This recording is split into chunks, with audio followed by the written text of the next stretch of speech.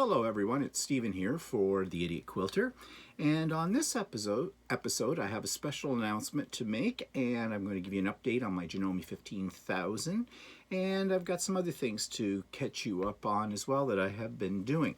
But first, without any more of an no further ado, that's the word I want to talk about my special announcement. Okay, my special announcement is actually an experiment, all right? I have mentioned before that I have been using Zoom for various things and that I do have a subscription to Zoom. And so I have decided to try something where we can all get together, for those that are interested, and have, well, I'm going to call it Craft and Chat. Now, originally I was going to call it Sew and Chat, but then I thought that would eliminate maybe some of my regular viewers who aren't really into sewing or quilting, but do a lot of crafting, and they might feel that they weren't welcome to something like this, but they are. You all are. You're all welcome to come to this if you're available. So what's it all about? Well, sort of like having a little mini retreat. If you've got something you're working on, and it doesn't matter whether it's in the sewing line, in paper crafting, scrapbooking, card making, whatever, and you'd like to show it and share it with us, that would be great. We'll just talk. I don't know what we're going to talk about. It's just an impromptu sort of get-together. This is for anybody. I'm going to post the Zoom link in the show notes below. So this Wednesday coming, August the 5th, I think it's August the 5th, isn't it? This is the 1st, 2nd, 3rd, 4th. Yeah, August the 5th at 1 p.m. Eastern Standard Time. That's my time zone, Eastern Standard Time. You can tune in. Now, I am taking a bit of a chance here by publicly posting the Zoom link, but my version of Zoom is set up so I have something called a waiting room. So if I get somebody in there that's just wants to cause trouble, and I don't know why they would, but just in case, I can keep them from getting into our conversation. Also, if for somehow they do slip in, I can eliminate them fairly quickly. So what are we going to talk about? Whatever we want to talk about. This might be a way for those of you that are regular subscribers to my YouTube channel, Bland Designs, and people who come and watch Stephen and Walter live on a regular basis, and those of you that keep up with my Idiot Quilter section as well, where we can actually meet and talk and see each other. Now, don't let that scare you about seeing each other. You see this all the time, okay? I'd like to see you. But I think it's just an opportunity for us to go another step into this world of video conferencing, video get-togethers, things like that. Zoom is very easy to use, very easy to use is what I'm trying to say. Rented lips. It's a little early in the morning yet. Have some more coffee. Many of you, I'm sure, have used Zoom as well. There's nothing you need to really download. It's all web-based. All you need to do is click on the link that, as I said, I'll put in the show notes below a few minutes before 1 o'clock on Wednesday, August the 5th, and you'll be there. Now, it takes me a couple of seconds to admit you into the Zoom meeting. Make sure you have a camera on. Now, if you're really, really camera shy, okay, you don't have to turn on your camera. You can keep your camera off. But I hope you'll be over that. It's going to be a safe environment, okay? Yeah, there's nothing to worry about, really. It's just get together. Yes, we're sort of strangers, but we're linked together through this.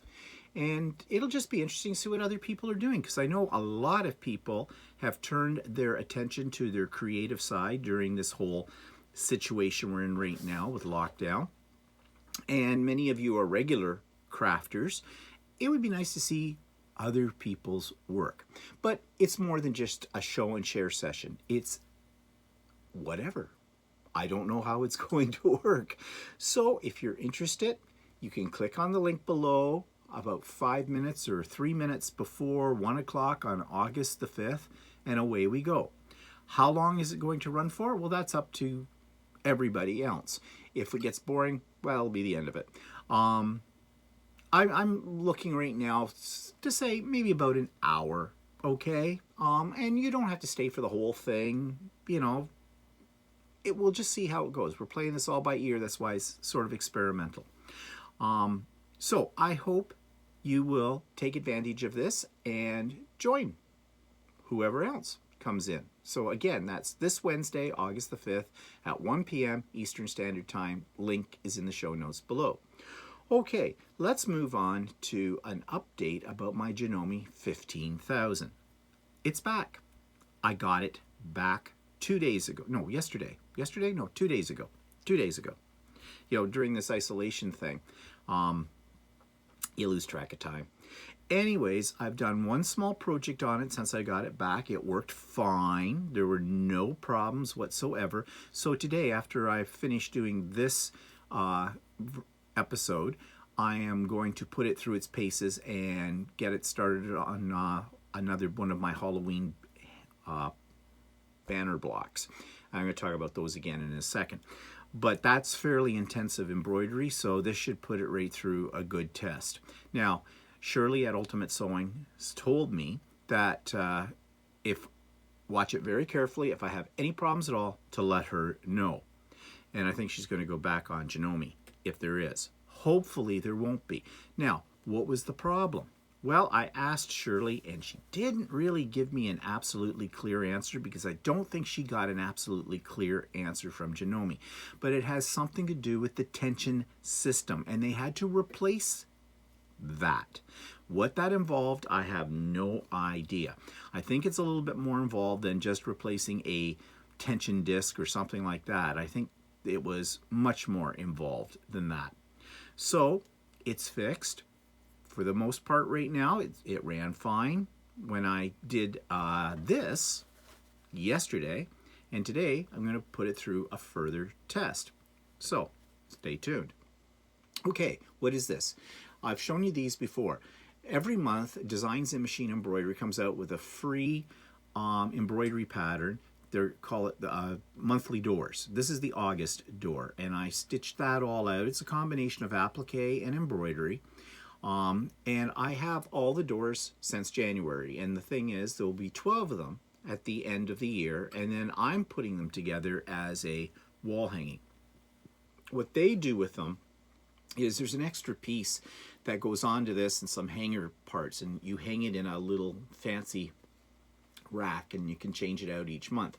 Well, I'm not much into that kind of thing in home decor, but I thought it would make a really interesting looking wall hanging with all 12 doors when it's done. So this is door number 8, the August door.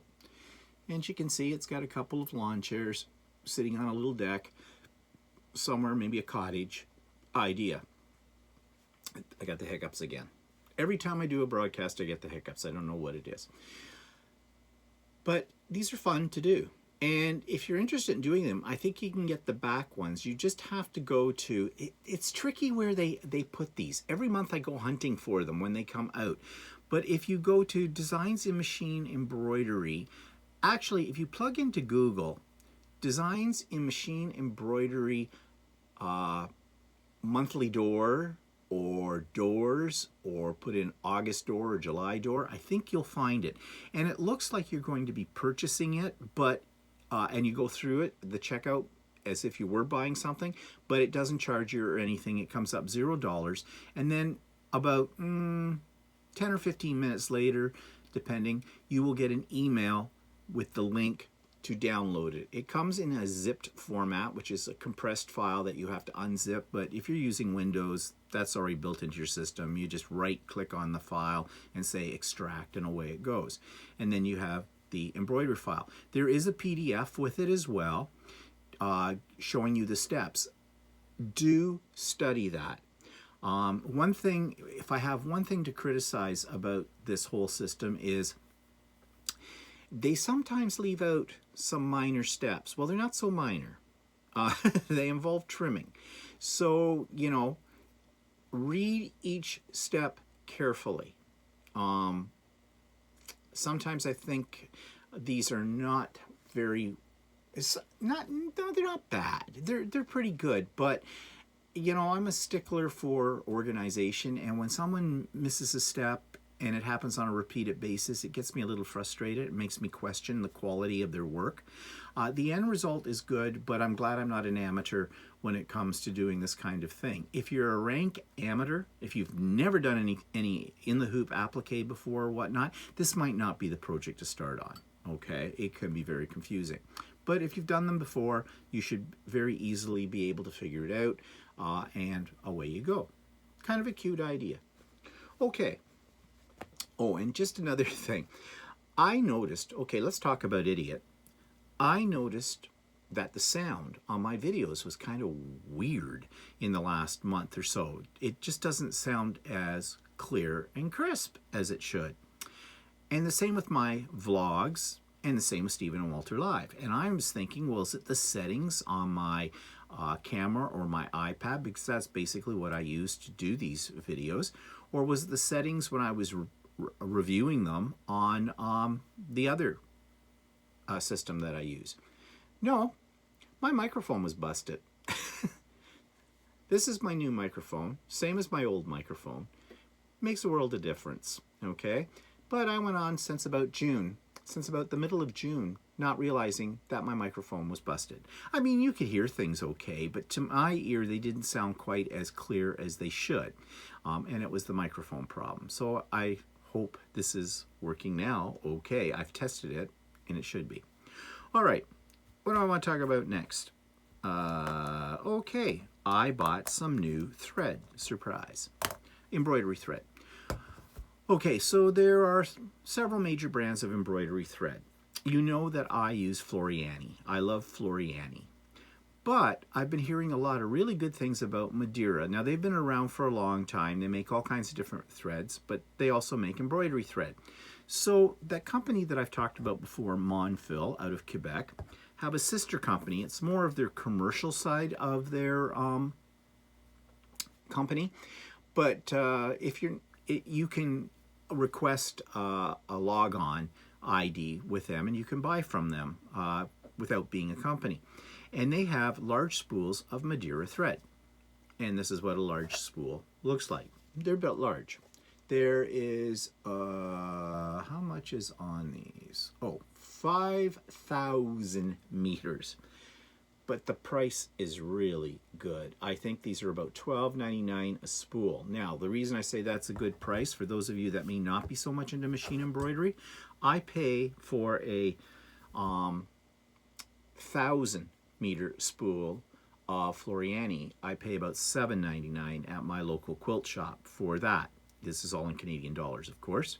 So, you know, 5,000 of Floriani, using basic math as if I was buying it at the store, I would have to buy 5 spools of Floriani at $7.99 a piece. We'll do the math. That works out to about $40 for one spool. Madeira, $12.99. This is called superpunch.ca. That's the name of the company. Yes, they are Canadian. Their shipping rates usually comes by Canada Post or Purolator. Pretty reasonable in price. I think it may have cost me about $10, $10.99 or something. I can't remember now exactly. It was between $10 and $12 for shipping, which is pretty good. And it came relatively fast, surprising, because it came by Canada Post. I guess Canada Post is getting better, I hope, or I just lucked out. Anyways, I wanted to get some of this because I've heard so much about it. And actually, John Deere, which I think you've heard me talk about him, that's a company, an embroidery company. This is what they use in their patterns all the time. Now, I usually just convert over to the equivalent in my Janome line on any threads that come from a different company. And oftentimes I have to fudge the colors, well, pick ones that I like, okay, that I think will work well within the project. But anyways, I got 9 spools of this. I just went for the basic colors, red, blue, green, yellow, orange, purple, white, gray, black. Am I missing anything? Did I get a brown? I think I got a brown in there too. So yeah, it cost me over $100 for 9 spools, but I tried it out. It's okay. And I thought I'd just show you. Now this probably won't, let me have some coffee. This probably won't show up that well on the video, but here's one that I did in Floriani. Okay, now Floriani has a nice shine to it. I don't know if you can see that. And this one I did in the Madeira. Now it looks equally as good, and the thread played well with my machine, no problem. But you see, not quite as much shine to it. And I like the shine, I do. But it's a personal preference. So here the two of them are side by side. And you can see the colors are fairly vibrant. Now, of course, I was limited in the colors for this one because I only have 9 spools of thread. Whereas this one I have like about 400. So I had more of a choice in the colors. So it's a good product. So what I'm saying is, am I going to buy all the other colors in the Madeira? There's quite a few colors in the Madeira. So it would cost you quite a lot of money. There's probably, well over 50, probably more than that, probably closer to 100, at least that Super Punch shows. And they have a color chart you can download for nothing as well. It's a PDF file for all the colors. I might order a few more colors just to fill in some of the colored gaps, like, get shades of each of the ones I already have. I may, but I don't know if I'm going to really use the Madeira that much. I love my Floriani, and I've invested a lot of money in Floriani threads. So do I really need to invest more money in Madeira? And the other thing too is, it's not just Floriani and Madeira I have. I also have a line from, which is called Super B or Superb. Never sure what that is, and I've shown that before. And I have some Bro thread, which is from Brother as well. I have a lot of embroidery thread that I have never unwrapped. And quite honestly, I always reach for Floriani. I should be reaching for some of my other threads too and see how those are working out. But I did want to try these, so I invested in them, and well, they won't come to a waste or anything like that. But I just thought I'd share that with you. So if you're just getting into machine embroidery, there are a lot of different embroidery threads out there. I don't think you can go wrong with Madeira, and you definitely can't go wrong with Floriani. So it's up to you. It's personal preference. You might want to buy a couple of spools of the same color in, each of the lines. Try it out, see how you like it, and judge it on that. Okay, so I'm working on a Christmas project while I'm doing a Halloween project. And I'm going to show you the Halloween project in a second. But I think I showed you this pattern in the last episode where I was talking about my Christmas projects. So I have the fabric for this. Now, this calls for a jelly roll, really. You can cut the strips as well, but when you can get 2.5-inch strips already made, great. So I did, and I've started organizing the strips. So these are the strips for the tree that's in the center of this quilt. And really, you just pick them out of the roll at random. So I have them all here. There's quite a few.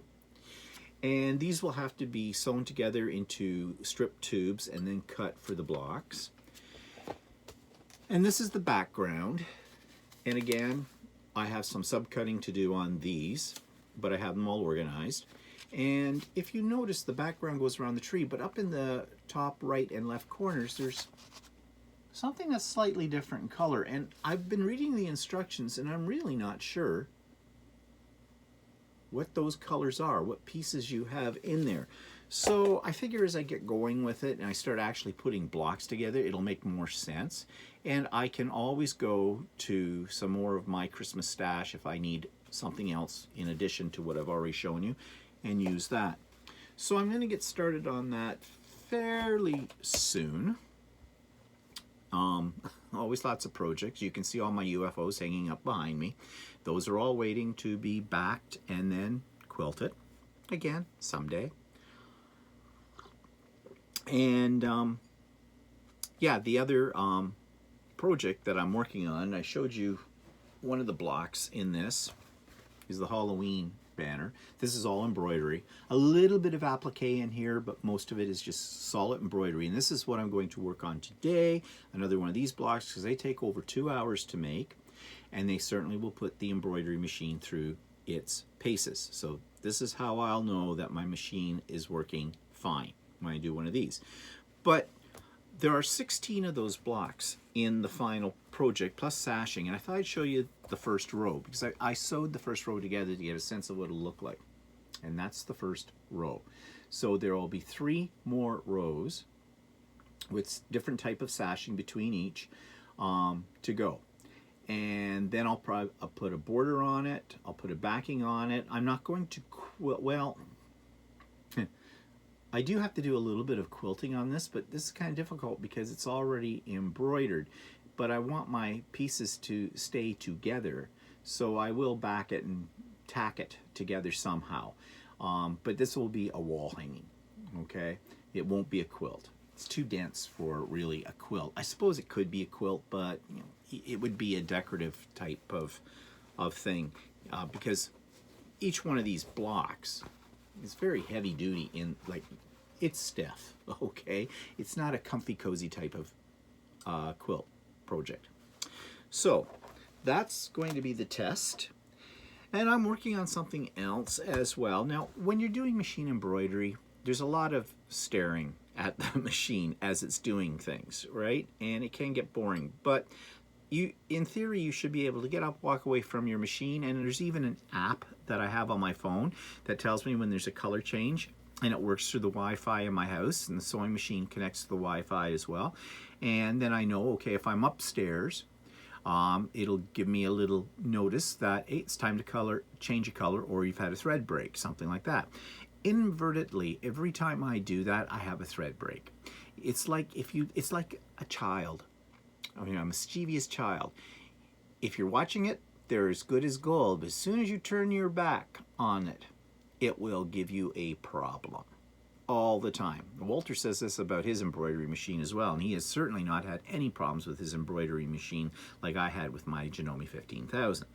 So it's just Murphy's Law, or whatever you want to call it. So while you're sitting there doing nothing, I thought, well, I could do something. And I know a lot of people are into these, the English paper piecing, and the little tiny things in your hand sewing them. And I've told you many times before that hand sewing and I don't get along well. It's a bloodletting thing. You know, I stab myself left and right. But I decided it's something new, something interesting, so I'm going to give it a try. So I am. Now, where did I put the piece? Oh yeah. So here's my first attempt. Hexagons, okay? Now, you can make a whole bunch of these like this, and I think then you applique them to squares of fabric and it can become a quilt, and I think they call it grandmother's garden, something like that. It's an old quilting pattern of sorts. Am I going to do that? I don't know. But it gives you something to do. It does help me practice my hand sewing, such as it is. And so you make all these little hexagons. And to do that, you have a little pattern piece, and you cut these out, and then you wrap your fabric around them, and you use a glue stick. Now, some people do it, the traditional way is to hand baste them, and then you take the triangles, the hexagons, when you get them together, and you sew them together with a very small stitch, and that's how you build up to this. And then after you get that done, you tear, these ones haven't been sewn yet, so they're just being glued.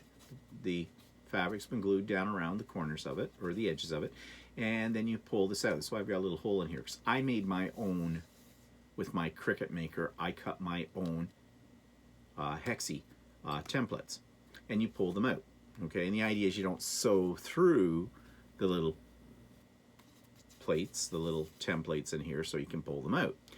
Okay, it's a little tedious, but I got through it, and I don't really mind it, and I think the more I do it, the better I'll get and the faster I'll get with it as well, just like anything, right? Practice makes perfect.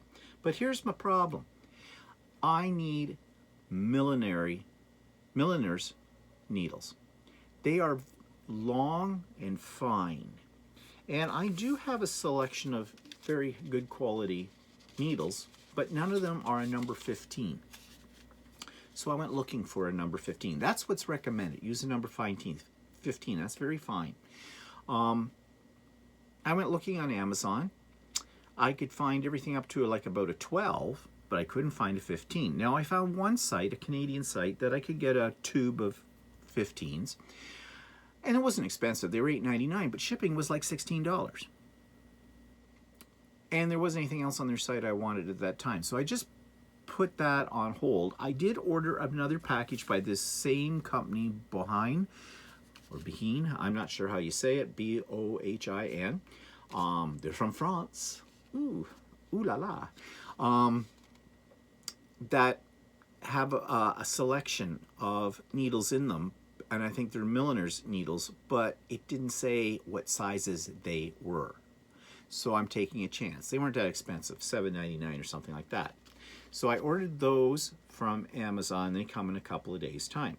The other thing is the thread that you use. And you want a fairly fine thread. You're doing little tiny stitches. And something you don't want to show up either.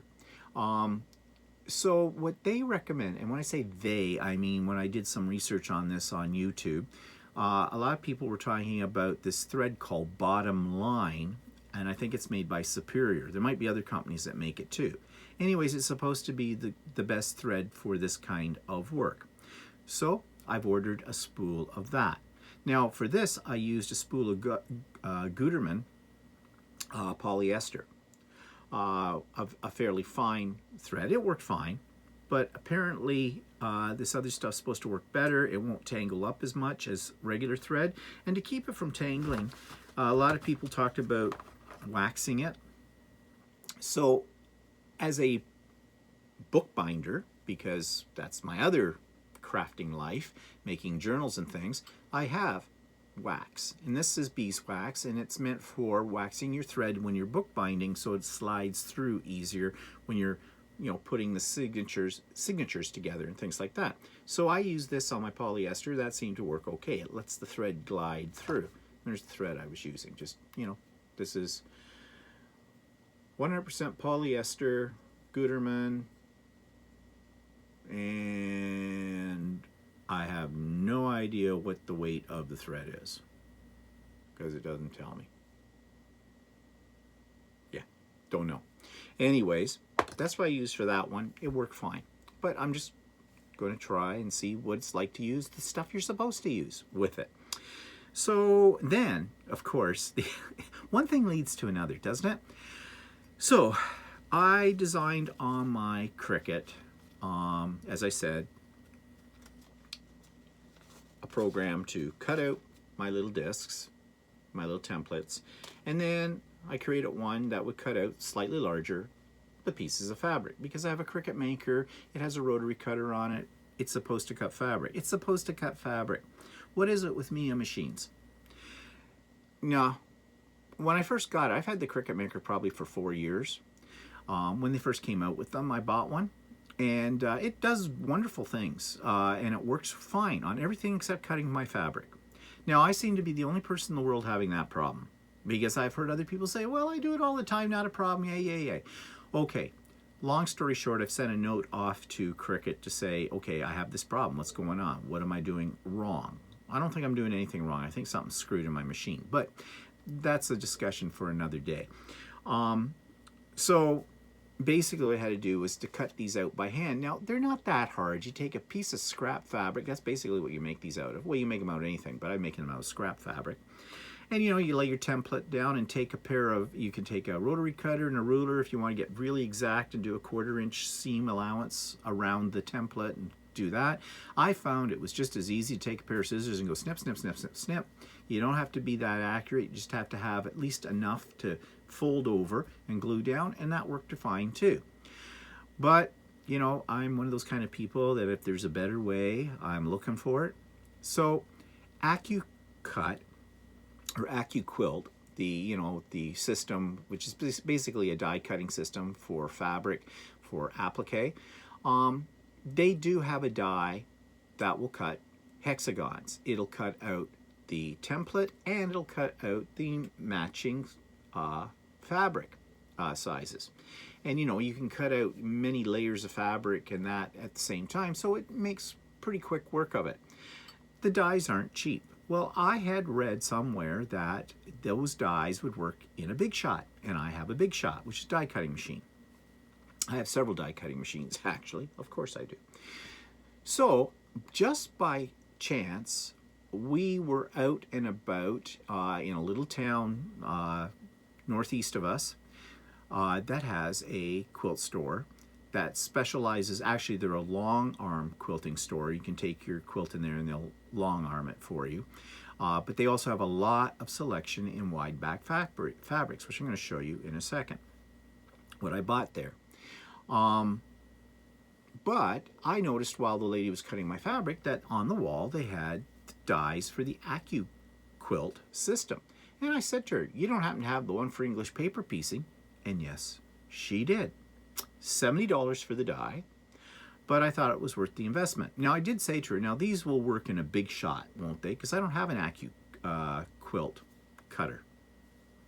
And she said, well, she wasn't really sure. She didn't know. Okay, safe answer, right? So anyways, I bought it because I was pretty sure it was going to work. Yeah. So I get it home, decide to play with it, and it won't work in my Big Shot. And the reason it won't work in my Big Shot is because the die is a hair, just a hair wider than the pathway it has to go through in the die cutting machine. Oh, that annoyed me to no end because it's so small, but there's nothing you can do about it. You can't squeeze it in or anything like that. Fortunately, as I said, I have other die cutting machines, and I have one by Spellbinders that I seldom use. I won it actually at something a year or so ago. So I thought, well, let's give it a try. It works. It's just slightly bigger than the Big Shot, wider.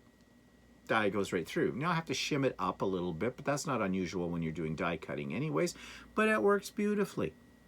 So, yeah, it wasn't a waste. Now, it might be a waste because I may never get further than this. Who knows? But I'm going to give it a shot and see what happens. As I said, I don't want to make a grandmother's garden thing because, quite frankly, that style of quilt just reminds me of old ladies. Sorry. I'm an old man, okay? It just looks like something really old and, you know, it's kind of like doilies on things. But I have seen people do them in a modern style as well, and that kind of appeals to me too. So we'll see. The other thing about it is you can take it on the road with you. If you're going on a long road trip or you're going into a doctor's office or something, you're waiting somewhere, you can pull this out of your purse and away you can go. I don't have a purse. I'll take a messenger bag. Whatever. A merce. I guess a man's purse is a merce. Whatever. So that's another project I'm working on. I'm always got something, as you know, to work on. Now, as I said, I went into that quilting store in this little town, and I definitely wanted some wide back fabric, so I bought some. Now, what wide back fabric, I think everybody understands what that is. It means it's 108 inches wide, and you buy it, of course, by the meter. And for most of my quilts, I prefer using the wide back because I can get a piece big enough that I don't have to piece it together on the back of my quilt. Now, piecing is fine. You can do that, and I've done it. The problem with piecing is, and long armors will tell you this, is it can create havoc when you're trying to quilt if you don't have the seams pressed properly or whatever. I just don't want to be bothered piecing pieces of fabric together because it's almost like making another quilt when you do that, when you come to the backing stage of your quilt. And quite honestly, at that point, you just want to be done with it. Okay, you just want to finish it. So I bought 3 fabrics. Each of these is 3 meters worth. Now this stuff's not cheap. It averages about $30 a meter. So each one of these I'm going to show you is about 90 bucks. Okay, so I dropped a load at that store by the time I was done. Actually, which was nice, I didn't know this, but she says, okay, because you bought 3 meters of each, I'm giving you 20% off each of those. She says, if you buy 3 meters or more, you get 20% off. Well, I didn't see that sign, and that was nice because that was a fair chunk of change. So I bought, I I usually go with ones that I've used before on a lot of my quilts because they're tried, they're true. I know what they are and I don't have to think about them. And since I wasn't really sure which projects I'm going to put these on yet, I wanted colors that would pick up my colors that I use a lot in my quilts. And you know I love blues. So here's one. Now I've had this one before. It's called Shimmer. And there's 3 meters of this at 108 inches wide. It's heavy. Of course I bought a blue, and it's sort of a mottled blue, which would look good. And this one was the most expensive one out of the 3. One of those was like $24.99 for a meter, which was good. I think that was, actually it was this one, which I was surprised at. I figured this one would be more up to like about $30 worth. Okay, I've got strings all over the place. This one was $30 a meter. This one was $34.99 a meter. But it all averaged itself out, okay, to $30 a meter. Because I'm used to paying $30 a meter for wide back at my local quilt store. So I got this one. It's very pretty, but it was the most expensive one. So behind me, you can't see it, one of these carts down here, I've got a lot of wide back. Well, not a lot, but I've got enough wide back fabric now that I think I can get most of these quilts done at some point in time. Yeah, that's the kicker. Time. Okay, so that's it for me right now. So just a reminder again about Craft and Chat, August the 5th, 1 o'clock Eastern Standard Time, 1 o'clock p.m. Link will be in the show notes below. So all you have to do is click on that link, and you can also copy and paste that link into something else. You know, if you don't want to go back onto YouTube to check out this video to get it, if you copy it and paste it into your word processor or whatever, then all you have to do is just copy it again on the day of, drop it into the URL bar of your browser, and away you go. You'll be there. Make sure you have a camera hooked up, but as I said, if you don't want us to see your face, well, you can mute that part of it, but I hope you will. Non-threatening. And one more thing. What's off the table for our discussion? We are not going to talk about COVID, and we're not going to talk about politics. I know it's going to be hard to stay away from those because it's what we're living through right now. But you know, we need some relief, and that's the other reason I'm doing this, just to have a little bit of fun, okay? And let's just forget about what the world is doing to us and just, you know, talk about what makes us happy in our crafting. So whether you're a sewer, a paper crafter, scrapbooker, card maker, mixed media artist, art journalist, anything goes. Anything goes. All are welcome. Okay? Just come with a positive attitude and you know, a sharing attitude, I guess, or for lack of a better term. So I hope I will see you then on Wednesday, August the 5th. Have I said that date enough times? Wednesday, August the 5th. Okay, so that's all for me for now. I hope you have a great week, and we'll see you on the next edition of the Idiot Quilter. Bye-bye.